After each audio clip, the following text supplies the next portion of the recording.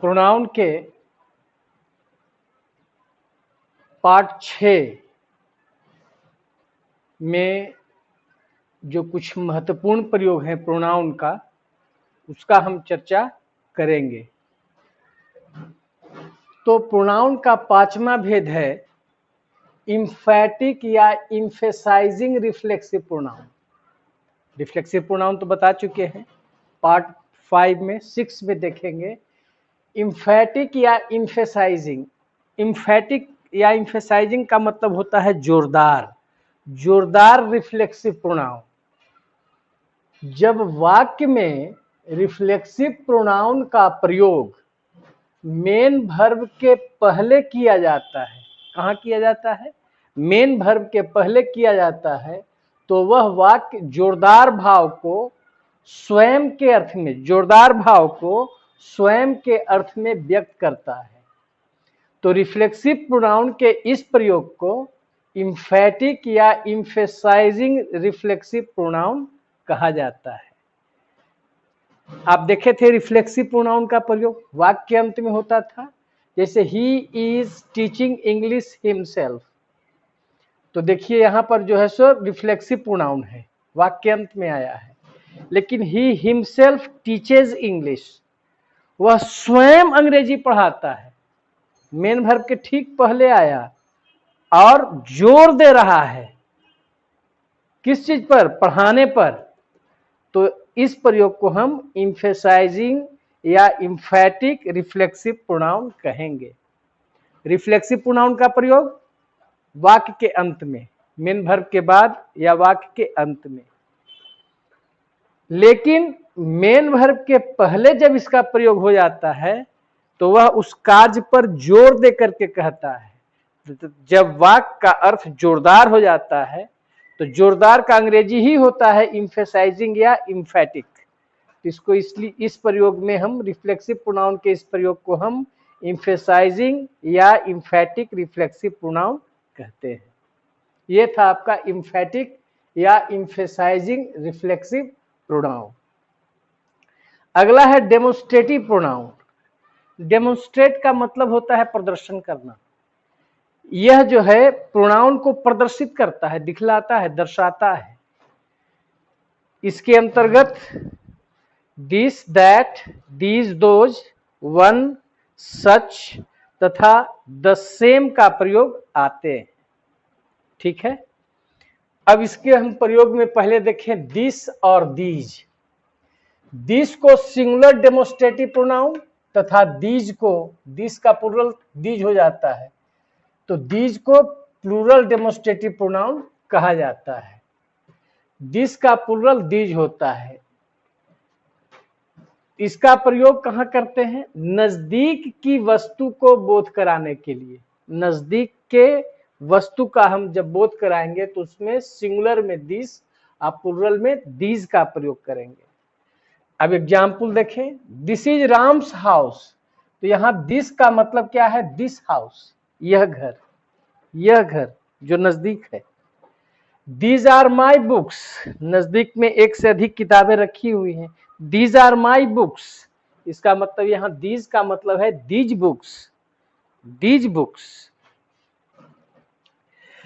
Note में लिखे हैं दिस का प्रयोग यह के अर्थ में सब्जेक्ट का काम करता है और इसका प्रयोग किसी व्यक्ति या वस्तु के नाम, पहचान या परिचय बताने के लिए किया जाता है।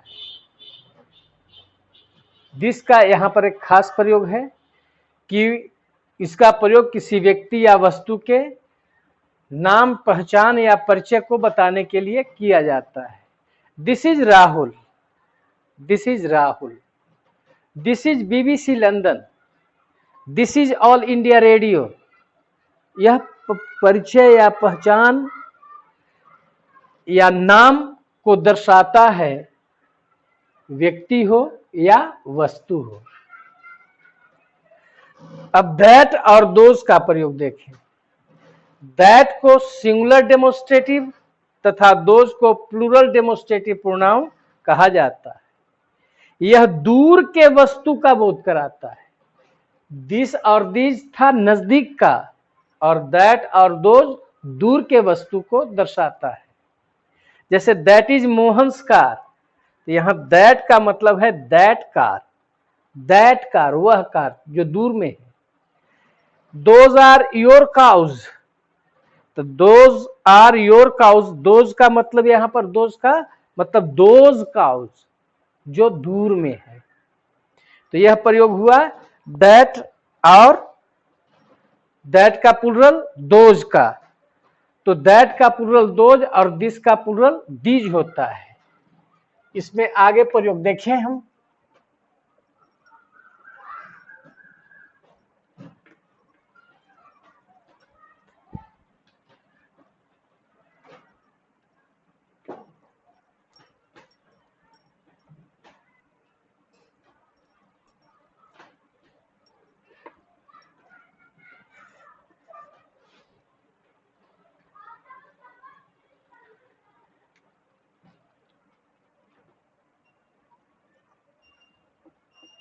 सिंगुलर नाउन की पुनरावृत्ति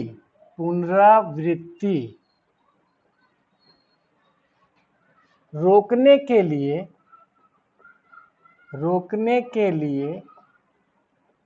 दैट ऑफ तथा प्लुरल नाउन की पुनरावृत्ति रोकने के लिए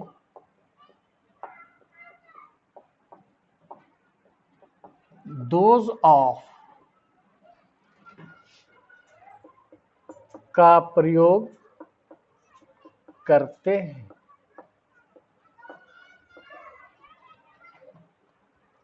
जैसे एग्जाम्पल में देखें, द क्लाइमेट ऑफ गया is hotter than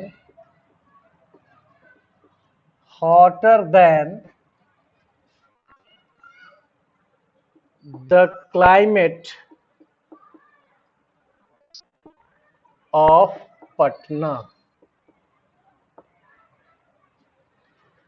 अब देखिए कहता है कि गया की जो जलवायु है वो पटना की जलवायु से ज्यादा गर्म है।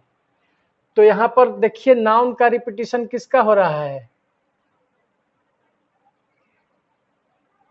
क्लाइमेट का, जो सिंगुलर है। तो यहां पर इस क्लाइमेट की पुनरावृत्ति को रोकने के लिए दैट का प्रयोग कर देंगे, क्लाइमेट ऑफ के जगह पर दैट ऑफ, क्योंकि यह सिंगुलर है।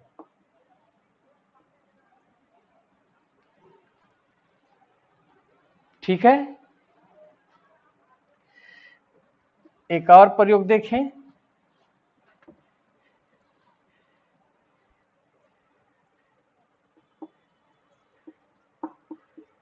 The students of Patna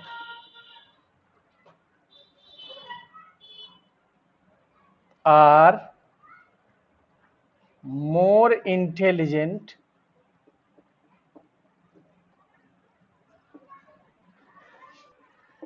than the students of Gaya।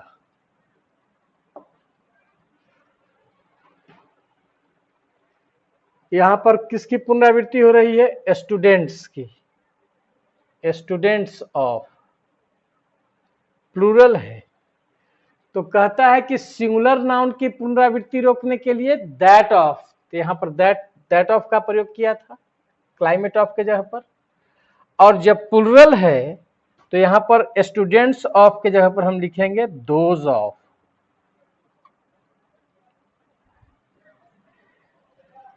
Those of का प्रयोग करेंगे।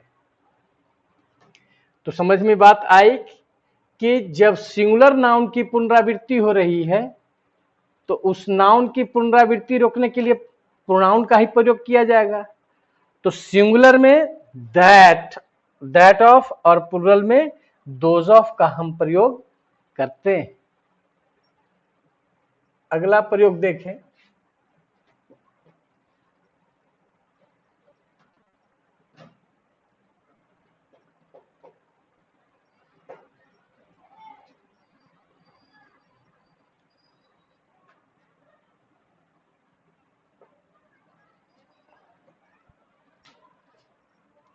डेमोस्ट्रेटिव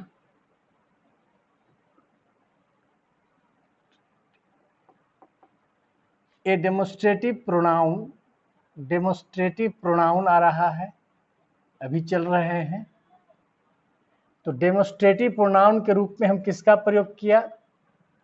दिस, दैट, दीज और दोज। अब देखिए, जब एडजेक्टिव में पढ़ेंगे तो उसमें मिलेगा डेमोस्ट्रेटिव एडजेक्टिव।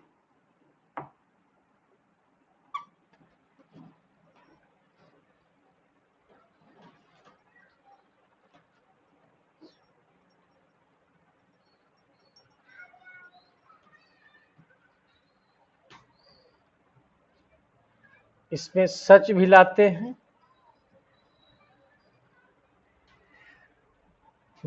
इसके साथ यदि वर्ब आ रहा है तो यह डेमोस्ट्रेटिव प्रोनाउन है। जैसे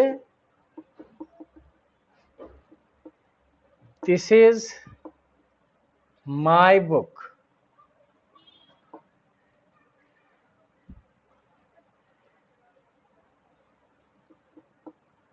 that is your book,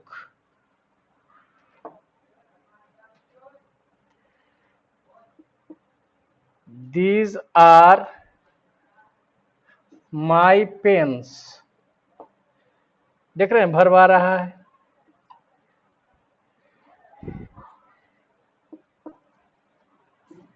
those are her books। जब इसके साथ वर्ब का प्रयोग हो,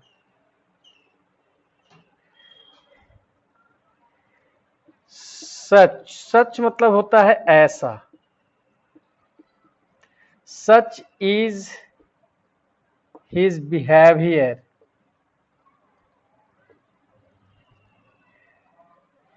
देखिए वर्ब आया है तो यह किस रूप में आया? डेमोस्ट्रेटिव प्रोनाउन के रूप में इसके साथ कोई वर्ब आएगा। और डेमोस्ट्रेटिव एडजेक्टिव में क्या होगा? दिस, दैट, दीज, दोज और सच। मतलब निश्चित रूप से इसके साथ कोई नाउन जरूर आएगा। तो जब इसके साथ कोई नाउन आएगा तो यह हो जाएगा डेमोस्ट्रेटिव एडजेक्टिव हो जाएगा। जैसे this book, that pen, these books, those boys. Such के साथ नाउन सिंगुलर भी आ सकता है, प्लूरल भी। से सच ए बॉय भी लिख सकते हैं या सच बॉयज। दोनों रूप में सिंगुलर नाउन के रूप, सिंगुलर नाउन भी आ सकता है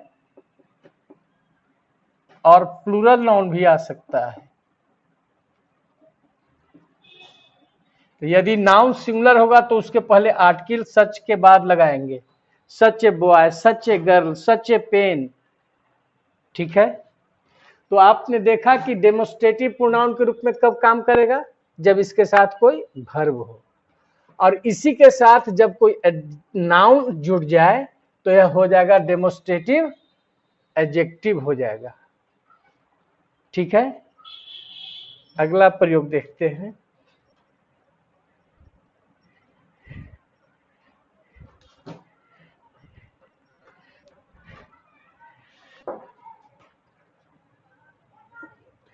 वन का प्रयोग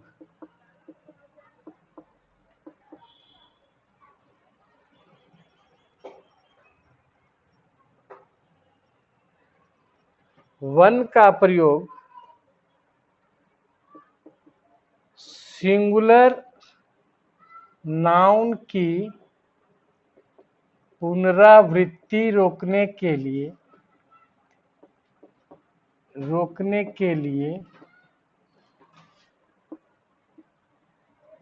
तथा वंश का प्रयोग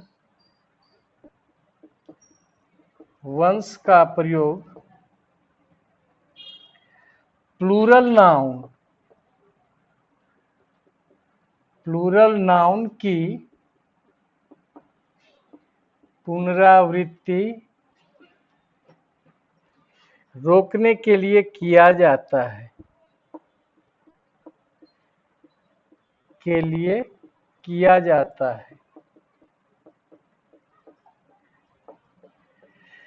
वन का प्रयोग और वंश का प्रयोग इसमें हम देख रहे हैं।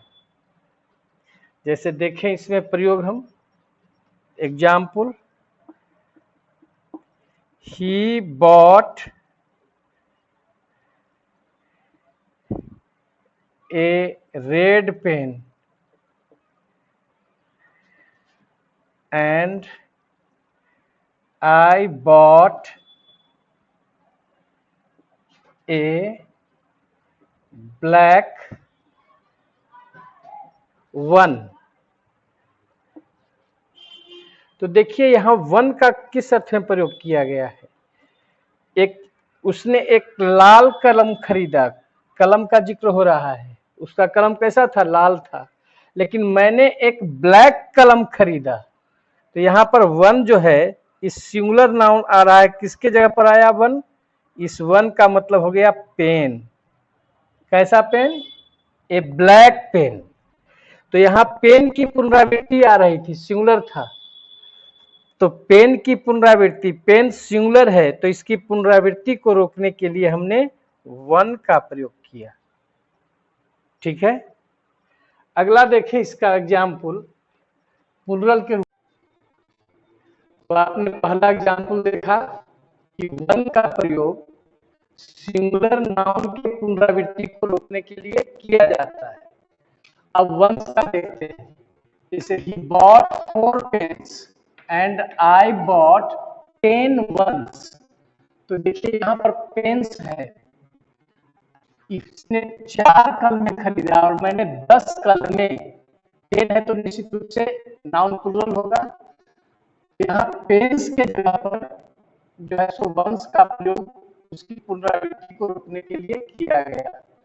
तो वंश कब किया गया, जब वह नाउन प्लूरल हो और उसकी पुनरावृत्ति को रोकना हो तो वंश का प्रयोग करते हैं। अगला प्रयोग है सच का भी प्रयोग डेमोस्ट्रेटिव प्रोनाउन के रूप में होता है। जैसे है सच इज योर मिस्टेक, मतलब ऐसा तुम्हारा गलती है, ऐसा के अर्थ में सच इज योर मिस्टेक, ऐसी तुम्हारी गलती है, that he will not forgive you, कि वह तुम्हें माफ नहीं करेगा। तो यहाँ सच का मतलब हो गया सच मिस्टेक को दर्शा रहा है, सच मिस्टेक, मिस्टेक के लिए आ रहा है। तो नाउन के जगह पर जो शब्द का प्रयोग करते हैं वह प्रोनाउन है।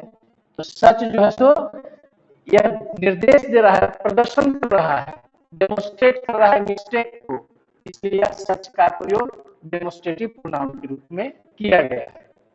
एक और एग्जाम्पल देखें, he is my elder brother, वह मेरा बड़ा भाई है। एज सच, सच के पहले जब एज लग जाए तो एज सच का मतलब इस नाते। तो यहाँ सच का मतलब क्या है, एज सच, इस नाते, किस नाते, बड़े भाई के नाते। तो यहाँ सच बता रहा है एल्डर ब्रदर को, इस नाउन की पुनरावृत्ति को रोक रहा है।